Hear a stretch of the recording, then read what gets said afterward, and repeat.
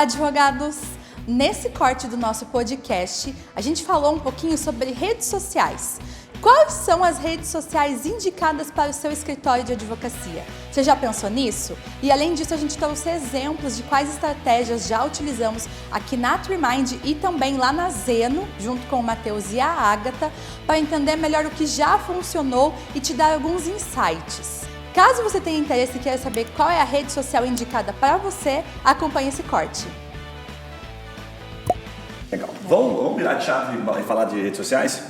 Cara, quando a gente fala de redes sociais para advogados, deixamos até um bloco aqui dedicado para isso, porque o assunto é amplo e ele, vai levando para vários e vários outros assuntos, tá? Então, a gente fala de Instagram, fala de LinkedIn, vamos tentar abordar um pouco das redes sociais aqui, de maneira geral, com os nossos próprios aprendizados e estratégias, aquilo que a gente recomenda, aquilo que a gente acha que faz sentido ou não, tá? Mas para dar um contexto, eu queria contar uma historinha rápida aqui, que eu já contei algumas vezes, que eu achei que aconteceu com a gente, eu achei super bacana. Eu não vou citar nomes até para preservar, mas um advogado criminalista nos procurou em um determinado momento, um advogado de Minas, e ele era um cara fudido, lembra dessa história, né? Era um cara, ele é cliente nosso até hoje. Que eu vou... E ele tinha muito processo. E como é que um advogado, isso é bem briga de ego de advogado, tá? É bem interna essa piada. Como é que ele mede se ele é fudidão ou se ele não é tão fudidão? Pelo número de processos que ele tem lá, certo? Então ele entra lá no Projut e fala, porra, tô com 500 processos aqui. Você fala, pô, esse cara aí não é brincadeira. Aí entra lá no outro, pô, o cara tem 5.000 processos, né? Salvo que ele atenda um banco no contencioso e tal.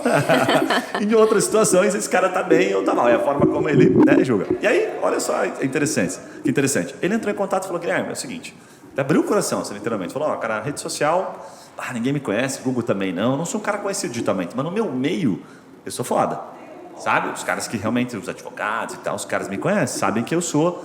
Tô o tempo todo saindo em decisões aqui, meu nome está sendo citado, vou lá para o Migalhas, vou para o Jota e tal. Mas digitalmente, ninguém me conhece. Qual foi o bichinho que mordeu ele? É o bichinho da vaidade. E aí ele me trouxe uma situação, falou, cara, mas tem esse advogado aqui, ó, que era um outro advogado, e eu tenho números hipotéticos, que eu não lembro os números exatos. Eu tenho 500 processos. Exemplo aqui, tá? E ele tem 10, cara.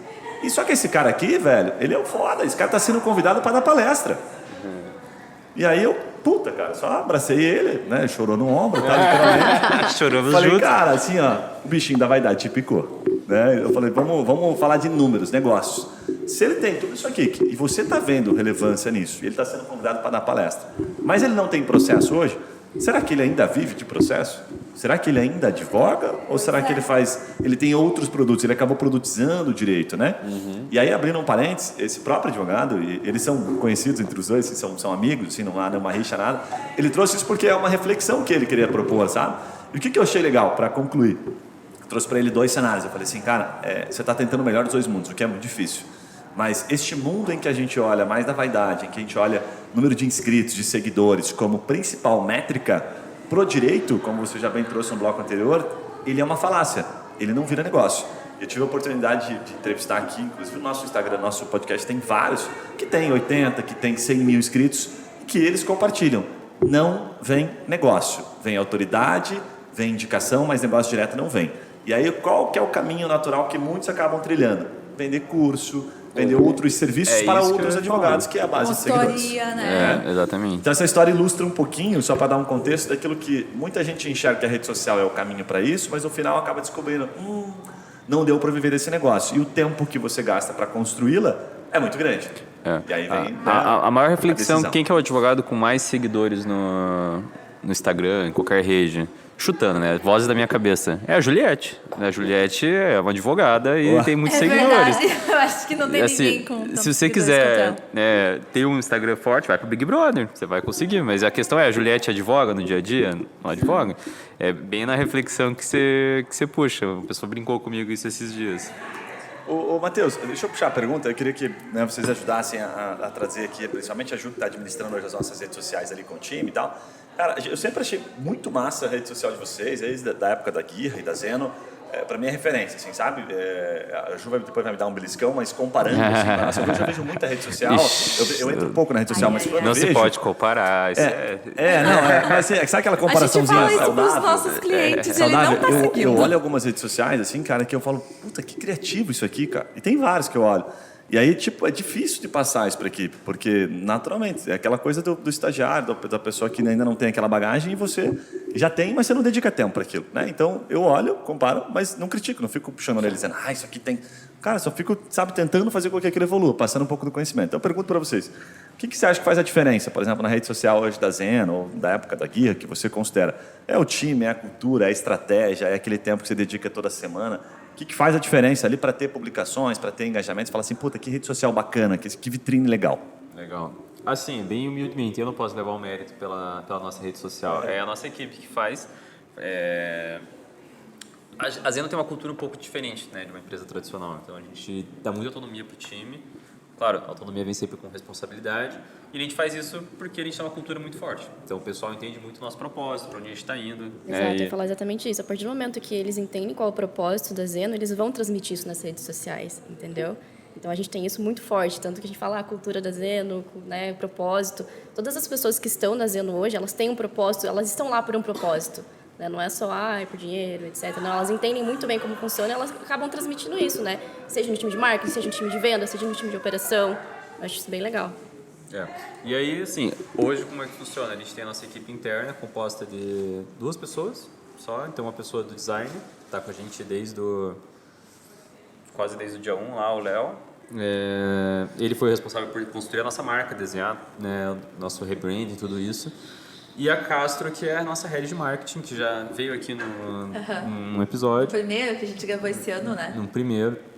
E ela é responsável pela parte criativa e tudo mais. Eu acho que um ponto bacana é que ela não é advogada, ela não é do meio jurídico. Então, isso já traz uma linguagem mais clara, uma linguagem mais acessível. Mas é o que o Gui falou.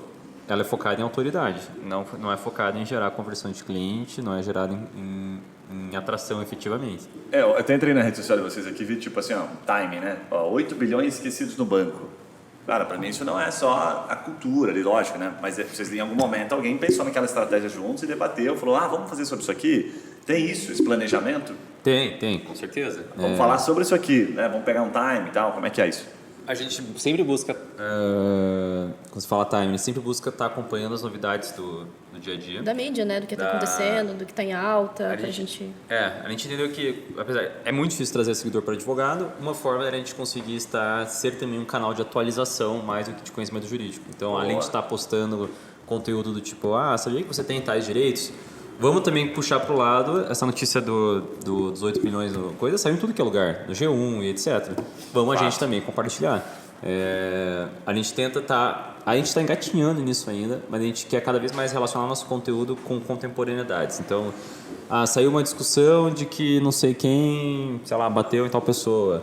Vamos soltar um conteúdo analisando se isso... como é que funciona a proteção da mulher, considerando o caso tal.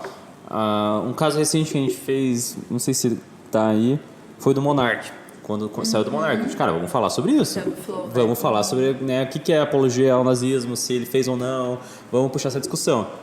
Quais são as consequências de fazer apologia ao nazismo, né? Mas aí foi até um post específico para entender que a gente também não tá no sonho. Que eu não gostei desse post. Eu voltei lá e discuti com a equipe porque, para mim, esse post tinha que puxar mais forte o acontecimento. Não só, beleza, estamos pegando que tem essa sorvete de Não só o assunto, né? Podia ter explorado um pouco mais. Vamos colocar um vídeo dele. Você sabia que teve isso? Que o Monark, né, falou tal coisa... entregamos um conteúdo para mostrar nossa autoridade e no final, e aí, o que você acha? Tipo, ele fez ou não fez? Tipo, ele tá errado ou não tá errado? Eu sinto que a gente ainda tá muito no aprendemos a pegar as contemporaneidades, o que tá na alta, o que tá acontecendo, aprendemos a postar rápido, então, corremos atrás de um conteúdo para produzir sobre nazismo e tal, entender o que é apologia ao nazismo, e assim, ninguém lá dentro é advogado muito gabaritado, nosso time interno, né? A gente não é... A gente deixou de ser advogado. A Agatha é uma vendedora, não é advogada. Eu sou gestor. Então, para produzir conteúdo, a gente tem que correr atrás da nossa rede, acionar alguém que entende de criminal, por exemplo. E aí isso está legal. Só que ainda assim é só o conteúdo. Para mim, a gente tem que dar o próximo passo, que é como é que eu vou gerar engajamento com as pessoas, além só do conteúdo, mas vou conseguir realmente puxar essa novidade. Essa primeira parte eu acho que foi a mais difícil. porque você tá antenado, conseguir reagir rápido, pegar uma pauta que você tinha de conteúdo, tipo, mudar ela, tipo, não vamos postar isso essa semana porque surgiu tal coisa, vamos reagir rápido e fazer hoje. Parece fácil, e eu no começo achava que era fácil, eu lembro que eu ficava com aquilo, é só postar, gente, é só, tipo, saiu tal coisa, faz um post. É só postar, é só postar. Vamos fazer, gente. E assim, é óbvio, idiota, não, advogado que não entende de marketing, não entendia de marketing. Agora eu entendo, isso era difícil, conseguimos aprender essa parte, agora é só, assim, mais um pulinho, talvez mais um degrau na escada que a gente tenha que fazer.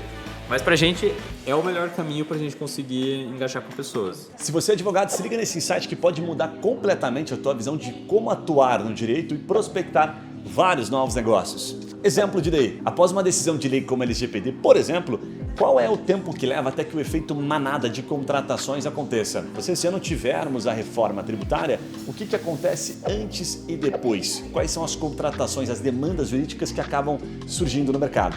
O que nós fazemos aqui é justamente isso, é ciência de dados aplicada ao direito, analisando o histórico daquilo que já aconteceu com os novos fatos que vão impactar na economia e, naturalmente, nas contratações do seu escritório. Clique em Saiba Mais e dá uma olhada na versão gratuita da ferramenta ou fale com um dos nossos especialistas em gerar negócios na advocacia. Você me lembrou, eu falei do podcast que eu recomendo, inclusive, tá lá no, acho que tá no Os Sócios, o podcast com a Cris Arcanjo, né? Cris Arcanjo, que é o nome dela do Nubank, acho que é. Cris Junqueira. É, Cris Junqueira, no E do Sócios McDonald's mesmo. está lá no Primo Rico, que é super legal. Primo Cast. Cara, duas relações que eu ouvi de ambos e que eu achei massa. Primeiro do McDonald's. Cara, eles fazem, quando questionados, né, eles perguntaram assim, né, cara, como é que vocês fazem essas campanhas maravilhosas? Como é que vocês fazem essas paradas que dão super certo? Eu já ouvi isso de várias outras empresas. Cara, é o famoso 10 para 1, assim, ou até menos, assim, né? É o 5 para, sabe? Tipo, 5 para 100, sabe? Então, a gente faz 100 para acertar em 5. Ele falou lá um número, a cada 50 a gente acerta em 3. Só que você não viu os últimos 47 que a gente errou, né? Então fica fácil. Você vai ver só os 3 que a gente acertou, porque são os 3 que vão viralizar. E a Cris uma falou, proporção imensa, né? Então... a Cris falou do Nubank é a mesma coisa. Ela falou, cara, a gente acertou porque, nós tentamos demais. Então, o indicador, assim, a gente até trabalhou há um bom tempo aqui, assim, com isso. Acho que a Ju pode reforçar como ela tem tocado melhor esse time, mas o que eu penso muito, e eu reforcei isso para o Ian até da Melo, quando me questionou sobre a estratégia de marketing, foi justamente isso. E acho que toca um ponto que você trouxe. Cara, primeiro, dê autonomia. Você não vai conseguir revisar tudo. Dê autonomia e corra o risco. Risco do quê? Do pessoal debater rapidamente, da pessoa que está lá na ponta, publicar, mesmo com erro, algo que você não goste, para que você siga corrigindo depois. Não é excluir a publicação. É assim, cara, vou fazer 5 publicações na semana, ok. Uma, pelo amor de Deus, arrisque. Pega um assunto do momento e tal, publique, não espere o meu aval, só se eu tiver um tempinho. Depois a gente corrige, vai melhorando. Isso é perfeito isso, e aí eu tenho que virar a chave de correr risco, de verdade, quer dizer que cagadas vão acontecer. Isso, exatamente. Você tem que estar preparado para isso. Porque muitas vezes a pessoa está disposta a correr risco, mas quando dá cagada, ela surta. Manda excluir, ficar puto, manda embora a agência. Daí não está correndo risco, né? E a gente fez, assim, eu lembro um caso que a gente, não foi assim uma gafe, mas teve uma situação de violência doméstica e a gente produziu um conteúdo explicando sobre violência doméstica. E aí deu um backfire, assim, tipo, algumas pessoas, próximas vieram falar, cara, parece que vocês estão querendo ganhar dinheiro em cima, de mulher em situação de violência. E, a gente, revisou a publicação, cara, parece mesmo, a gente tá vendendo como algo comercial. Porque é uma situação super complexa, realmente não é, um advogado que vai conseguir resolver a situação de violência doméstica, é muito mais complexo que isso. Mas a gente correu o risco, deu autonomia pro time, e ali foi o momento que a gente pisou na bola e a gente conseguiu, remediar, voltou atrás. Esse caso a gente excluiu a publicação, porque a gente realmente, a redação não tinha ficado tão boa, não era a nossa intenção, e a redação pareceu que era. Então. Mas é um exemplo legal, assim, de dizer. A gente voltou atrás. Está sendo corrido, né? Exatamente. Legal. A gente deu autonomia. Uma pessoa que nunca passou por uma situação dessa escreveu um texto e, enfim, não foi como a gente gostaria. Mas tudo certo, vida que segue, remediando. E aí, você que é especialista? Aqui o erro é permitido, né? A gente sempre fala isso, só que é errar e errar rápido. Então, a gente está sempre testando. Uma hora tem que acertar em alguma coisa, entendeu? Então, a gente sempre testa coisas dentro do próprio YouTube. Postamos um vídeo, o vídeo tem uma boa taxa de visualização. Tipo assim, a pessoa está vendo por um bom tempo. Já viu 40%, 50% do vídeo, mas tem poucos cliques, tem poucos acessos. Cara, a thumb não está atrativa. Tem que mudar a foto, tem que mudar o copy, o título. Vai tentando. Então, a gente tem uma planilha e vai colocando, esse vídeo aqui, o meu objetivo é que ele atinja tal coisa. Dentro do nosso blog, a mesma coisa com os nossos conteúdos. Tem um conteúdo lá que está começando a ir para a primeira página, sei lá, está na 12ª posição. O que eu posso fazer dentro desse conteúdo que eu já postei há meses atrás para atualizar ele, para ele vir para a primeira posição, vir para a primeira página? Então, essa questão do teste, a gente faz toda semana e debatemos isso toda semana. E, inclusive, é uma coisa que está dentro do OKR do nosso time.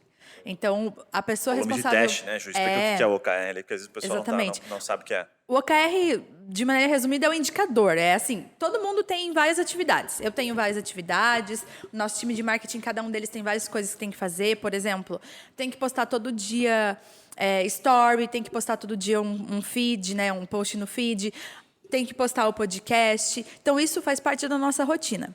Mas tem algum indicador, alguma coisa que você faz que vai fazer diferença para a gente no futuro e que aquele ali é o seu OKR. Então, é o que você tem que fazer durante aquele mês ou durante aquele trimestre, que no nosso caso é trimestral, que vai fazer diferença. Então, você tem que lutar por aquilo, entendeu? Legal. Então, com o nosso time, por exemplo, no time de marketing, como o Guilherme comentou, a gente divide um profissional para cuidar das redes sociais, outro para SEO, outro que cuida do nosso canal no YouTube. Então, a menina, né, a responsável pelo nosso canal no YouTube, ela sabe que ela tem um OKR dela, um indicador dela, que é aumentar a taxa de visualização dentro do nosso canal. A visualização dos vídeos, a taxa de cliques. Mas ela sabe que ela só vai conseguir fazer isso se ela executar testes. Então, ela tem 30 testes para executar dentro do trimestre. E aí é trocar thumb, trocar copy, a parte de descrição.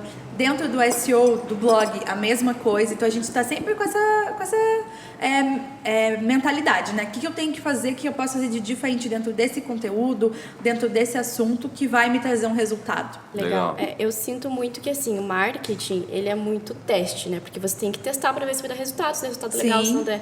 Eu caí no mundo do marketing nos últimos 6 meses, assim, eu sou totalmente vendas e tenho muito mais proximidade com o Nico agora, que é totalmente marketing, eu sou vendas, então a gente virou um comercial super, né, dupla dinâmica, então eu tô começando a entender muito mais de marketing agora e cara, marketing é muito rápido. Sim. Né? Porque você tem que ver, cara, o Guilherme, né, o nosso mentor do meio do Nico, ele fala, cara, testa, você tem que testar. Né? Você não vai saber se você não testar. Né? Então, eu acho que essa questão de testar e errar rápido faz parte, né? Faz parte. Tem um vídeo que, não sei se você já recebeu, mas está circulando agora, principalmente nos grupos de empreendedores e tal, que é contando um desafio do macarrão. Vocês viram isso? Eu não vi, não.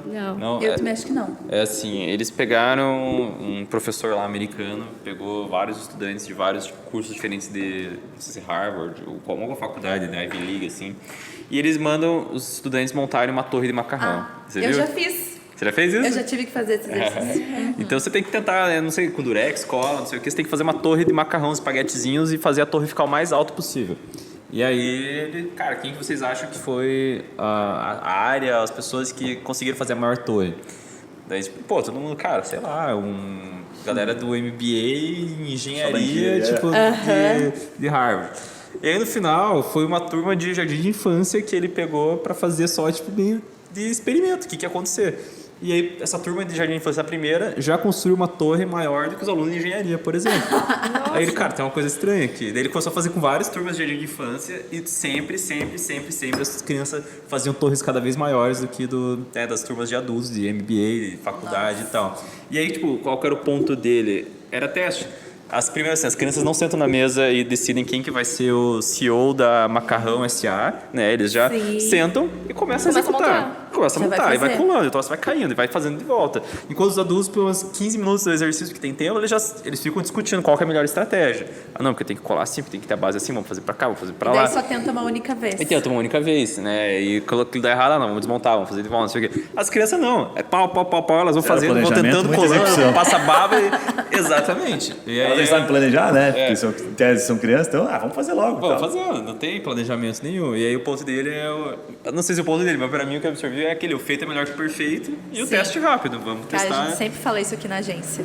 E assim, igual o Guilherme falou, tem muita coisa a melhorar ainda, né? Nossa, a gente ainda tá apanhando, tá aprendendo, né? Pô, a gente vê outros canais no YouTube que tem menos vídeos que a gente, mas tem uma relevância muito maior. Aí começa a análise, tá? Por que o dele é legal? O que ele fez de diferente? O que ele abordou? Qual linguagem ele utiliza? Por que a thumb dele tá mais atrativa que a nossa? Rede social é a mesma coisa. A minha favorita, assim, das redes sociais que eu mais sigo e adoro é a Resultados Digitais. Pô, RD? aham. Aqui na rede social é Resultados Digitais o nome. nem sabia Gente, que é sensacional. Eu fico encantada com os conteúdos que eles fazem. E eles testam um monte de coisa, eles não têm aquele padrão, então tá sempre mudando, mas você sabe que é deles, entendeu? Porque tem sempre o rostinho deles ali na publicação. E assim, são posts frequentes e eles aproveitam o hype. Então, é o que vocês comentaram de tentar aproveitar um assunto que está em alta. Hype. Essa é uma boa palavra. É isso que eu estava tentando puxar e não sabia como expressar. Mas é pegar o Cara, hype. é muito louco. Igual quando começa Big Brother Brasil. O que você mais vê é empresa, marqueteiros, né? Pessoas mais influencers mesmo, que produzem conteúdo falando do BBB. E assim, eles não estão falando do Big Brother Brasil, mas eles abordam algum assunto, mas a identidade visual deles é parecida com a do BBB. Então, você vê aquilo ali e você se interessa, porque é o assunto do momento, entendeu? Quando tem Copa do Mundo, a mesma coisa. Então, o pessoal aproveita alguma coisa que está em alta. Bitcoin, né? Que tá NFT. Gente, eu já vi tanto conteúdo sobre NFT e, assim, é super legal porque as pessoas realmente aproveitam isso. Então, tudo que você conseguir mesclar isso junto com o teu conteúdo, né? Com a tua empresa, dá para aproveitar. Eu vi uma publicação esses dias de uma advogada e ela estava fazendo uma análise de todos os problemas jurídicos que existem, que foram abordados dentro da série da Netflix Emily em Paris. Não sei se vocês já assistiram. Não, mas eu sei. Mas, gente, a série é muito legal. Eu já assisti as 2 temporadas, gosto bastante. Mas ela abordou de um jeito tão legal. A gente até compartilhou com o time no grupo da nossa equipe interna, porque foi muito legal. Teve um momento lá, por exemplo, que a Emily precisou assinar um contrato que ela era responsável por um relógio de milhões de dólares.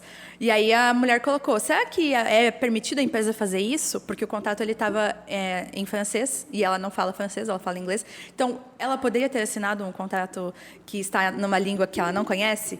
E aí, legal. cada situação, ela abordava algum problema jurídico. Trabalhista, invasão de um quarto de hotel. Aí ela explicava, será que isso é permitido? Quais são as legal. consequências? E teve Então, foi engajamento muito legal. assim, então? Nossa, sensacional. Tanto Aí, que bacana. apareceu para mim que nem sigo ela, Vamos pegar entendeu? assim, ó, aí vem a lógica, né? Quantos ela já tem? Dá até para entrar na rede social dela e dar uma olhada nos anteriores. Provavelmente não ela seja o tentou primeiro. antes desse? Ela já deve ter tentado Sim. outros vários e não virou. Com certeza. Isso Lógico, que você no falou, teste, né? Ju, era bem o ponto que eu ia puxar, que eu imagino o nosso ouvinte advogado em casa, mas eu sou advogado, eu não posso fazer nada na rede social diferente, porque tem Cara, regra você da OAB pode. e tal. Estatuto de OAB. Esse aí já foi O maior exemplo de que, cara, você pode. Sim. Não se e é prenda com perfeito, desculpas. porque ela pegou uma série que está super em alta, que muita gente fala, então ela pegou aquele conteúdo do momento e uniu ao jurídico. E ali a gente acaba aprendendo várias coisas, entendeu?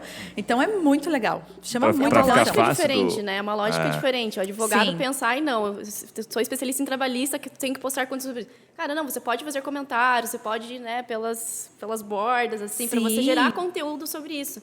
Né? E Exatamente. essa lógica a gente também não aprende na faculdade de Direito. Mas esses dias eu dei uma... Não lembro quando foi que eu dei uma palestra, a pessoa perguntou, mas o que afinal pode e o que não pode? Assim, daí eu não tinha pensado naquilo e resolvi dar uma resposta muito simples. Assim, achei que, cara, encaixou. Não sei como é que veio na minha cabeça aquilo, mas foi assim, você só não pode falar de você mesmo, o resto você pode tudo. Mas como assim? Você só não pode falar de você mesmo. Tudo que você pensar em falar, assim, toda frase que você começa falando sobre eu ou o meu escritório, eu ou o meu, você não pode. Não é que você não pode, assim. Aliás, grande parte você não pode e a gente não recomenda. Porque você não vai vender para ninguém falando de si mesmo. Né? E quem fala de si mesmo é o velho e bom ego. Então, quando você está falando para fora, qualquer coisa para fora, falando, olha o que aconteceu aqui, olha que legal isso aqui, e está comentando em cima daquilo, aí sim, aí você está realmente gerando valor, que é o que está, inclusive, lá no Código de Ética, né? Que é você agregar informação, gerar valor, gerar conteúdo de fato, né? Agora, tem várias formas, além dessa, da Emily em Paris ali, por exemplo. Vou abrir um parênteses, eu peguei minha mulher assistindo essa série aí. Achei a Emily meio safada, porque ela pegava um cara, depois ela pegava outro e tal. Nosso público é adulto aqui, então dá pra o que falar. fala na série é que se você tá em Paris, se você tá na França, você não é comprometido. Entendeu? Você não é uma Nossa pessoa Senhora. comprometida com outra. Tá, fecha parênteses, volta no foco, porque essas pessoas que assistem essas séries ficam viciadas, elas defendem a atriz Vou ali. assistir agora, fiquei curiosa. Mas enfim, aí, só para dar um contexto rapidinho, o que eu já sugeri, e eu acho que faz bastante sentido para um advogado mais tradicional. Isso que a gente está falando, assim, ó, é um pouco romântico falar da série Emily em Paris ou de outras séries, e se encaixa muito para o advogado que já está nesse contexto, que representa, sei lá, dizer assim, 1%. O restante que eu ia sugerir, que, cara, é a mesma lógica, é a linha de raciocínio que o cara tem que pegar. Não é uma referência, então eu tenho que buscar no Netflix. Não, é só um exemplo para você seguir. Se você, eu sou um tradicionalzão, né? Então, o que eu faço? Vou lá no Migalhas, vou lá no Jota, vou nos canais principais de comunicação, vejo as bombas que estouraram, né? O STJ, sei lá, agora, vamos supor aqui, tá um negócio bem polêmico mesmo, que é para falar sobre o assunto. O Lula está dizendo que é inocente. Ponto. Porque, né? Mas, ok, mas o STJ teve um entendimento ou os processos dele foram arquivados aqui? O que aconteceu? Fala sobre aquilo, Dissecar o agrega, assunto, né? Para agregar valor para transforma, quem não simplifica. entende. Fala assim, transforma, simplifica. Dê a sua opinião. Aí você está pegando um assunto legal. Então, fui no assunto lá num extremo. Aí você vai pegar um outro assunto aqui. O STF decidiu agora que isso aqui, né, vai ser desta forma. O entendimento é este. Transforma aquilo, agrega aquela informação, mas não pegar a informação dentro, ele pega o print do Migalhas e bota na rede social. Não, traz o assunto e fala de maneira diferente. Eu vi uma publicitária, para finalizar o raciocínio, falando que, eu achei muito legal, ela fala que a comunicação não é sobre o que a gente quer falar, a mensagem que a gente quer passar, e sim sobre o que o outro quer entender. E ela traz um dado que eu achei massa, que assim, que isso é meio óbvio, ela fala, cara, infelizmente, porque é muito difícil, a nossa forma de falar, ela vai ser interpretada por, no máximo, sei lá, uns 10% daquele volume de pessoas, por mais simples que a gente fale. Então, uma mesma informação pode ser repetida, falada de maneira diferente, por pelo menos umas 100 vezes.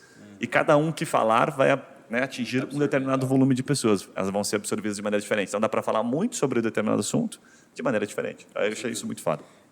Disso que você falou, a primeira coisa que me veio na cabeça, porque a gente só pode fazer conteúdo informativo. Se abrir o Nubank, se abrir a RD, você não vai ver eles falando sobre eles mesmos. Não vai ter lá eles falando sobre Nubank é o melhor banco do mundo, não sei o que. Não, eles estão falando sobre conteúdo, estão postando coisa. Já é o caminho normal do marketing, se a evolução para onde a gente está indo, né? Marketing de conteúdo. E segundo é pensar um pouco em finalidade. Tipo, por que você quer ter rede social e qual objetivo você quer alcançar com ela? Porque isso é importante. Você está falando de uma veia de uma opção de o cara poder fazer conteúdo em cima de hype, né, pegar uma forma mais construída e tudo mais. Agora eu tenho colegas que têm um escritório empresarial que atende empresas super tradicionais, super raiz, é aquele escritório bem tradicional, arroz com feijão empresarial. Cara, ele posta conteúdo falando revisão da lei de falência, não sei o quê, tipo, conteúdo super intelectual. E eu conversei com ele, cara, por que vocês fazem isso? Porque a gente quer mostrar que a gente é muito sério, que a gente tem muito gabarito. Cara, para a finalidade deles, está fazendo sentido. Tipo, eles não querem ter 10 mil seguidores. Eles têm lá os 500 seguidores deles, que é tipo de gente que eles conhecem. Eles só estão fazendo aquilo para o cliente dele, que é uma empresa, entender que eles são gabaritados. Ele posta, membro, sócio tal, saiu em tal coisa como indicado. A expectativa está bem clara, né? Eles têm um objetivo bem definido, bem eles não vão gastar um centavo a mais em rede social, além disso, e para eles está ótimo. Mas eles gastam, eles criaram a estratégia, eles criaram um instituto de discussão de direito, sei lá o que é, onde eles promovem eventos para as empresas deles fazerem tanto network entre elas, mas também para fazer palestras e discussões sobre certos temas jurídicos relevantes. Para eles isso engaja muito mais, eles usam isso como canal para captar novos clientes, porque daí os empresários que já são parte podem chamar outros empresários para vir fazer parte também, participarem no evento, eles já usam isso para abordar. Aí eles gastam uma grana, pagam o jantar, trazem gente foda para falar, e tudo bem, o rede social deles não é a prioridade, mas essa estratégia é. Então, os caras sabem de onde vem o ganha-pão, né? O que eu gasto, meu recurso, meu 80%, né? O que me incomoda em rede social é que muito advogado está lá e não sabe por que está lá, entendeu? tá produzindo conteúdo que às vezes Acho não que a faz maioria não sentido sabe, que ele... né? Não sabe no sentido de... a gente fala assim, mas parece que, pô, o cara tá fazendo besteira, tá lá por uma vaidade. O cara acha que aquilo ali vai levar para algum resultado, né? Vai descobrir só depois. Então, para isso estamos aqui, né? Para tentar abrir um pouco o olho. Não dizer que a rede social não é boa, mas para alinhar a expectativa. Dizer, olha, isso aqui hoje eu vejo como um mal necessário. Mal no sentido não pejorativo, mas você precisa estar lá. Né? Você precisa estar nesta rede social. Ela é mais para agregar, né? Não é, não vou conseguir vender pela rede social. Ela é mais uma forma de você agregar, né? De você mostrar para o seu cliente a expertise que você tem, né? De você gerar confiabilidade nele, no assunto e tudo mais. A rede social tá para agregar. O objetivo dela não é converter, né? No meu ponto de vista, né? O objetivo dela é você agregar, né? Para tá conversando com o cliente, olha, a gente vê nosso Facebook, segue a gente lá no Instagram para você dar uma olhada nos conteúdos que a gente posta, né? O cliente vai entrar lá e vai falar, realmente, né? Eles sabem do que eles estão falando, né? A gente vai gerar uma autoridade para o cliente a partir das redes sociais. Isso me traz até legal. Ponto que, quando eu comecei a Guirra, ela era um escritório focado em consumidor. Então, era o consumidor que eu falava, era o consumidor que eu atendia. E eu lancei para minha rede de amigos. Então, sei lá, tenho 900 seguidores no Instagram. Praticamente era esse público que estava na Guirra, acompanhando a Guirra. Até hoje, as pessoas acham que eu sou um advogado do consumidor. Tipo, mesmo a Guirra não tendo mais atividade. É o teu posicionamento, né? Até hoje, eu mando muita indicação para a Agatha fechar, de amigo, de colega, de família, de pessoas que já trabalharam comigo. E eles vêm buscando o quê? Mas eu estou com problema de aviação, estou com problema de não sei o quê. Alguma vez chegou um lead buscando um problema trabalhista? Não. Os caras associaram a minha imagem, meu círculo de amizade e tal, do pessoal que, né, dos leigos, assim, eles me associaram com o consumidor. E até hoje é isso que acontece. Faz, sei lá, 2 anos que eu não posto nada de consumidor, mas ficou impregnada essa imagem minha. Então, sim, rede social ela é um mal necessário e ela gera efeito. Não, criou a tua identidade, né? E depois que você cria, tem um lado positivo. Você só tem lado negativo se você quiser sair daquilo, né? Como você está explorando isso, então, só tem, né, resultados positivos. E aí, curtiu? Conseguiu identificar qual é a melhor rede social para o seu escritório? Se você gostou desse conteúdo, achou ele relevante e interessante para você, não deixa de curtir, comentar, compartilhar com alguma pessoa que possa gostar também e aprender um pouco com o nosso conteúdo. E a gente se vê no próximo vídeo.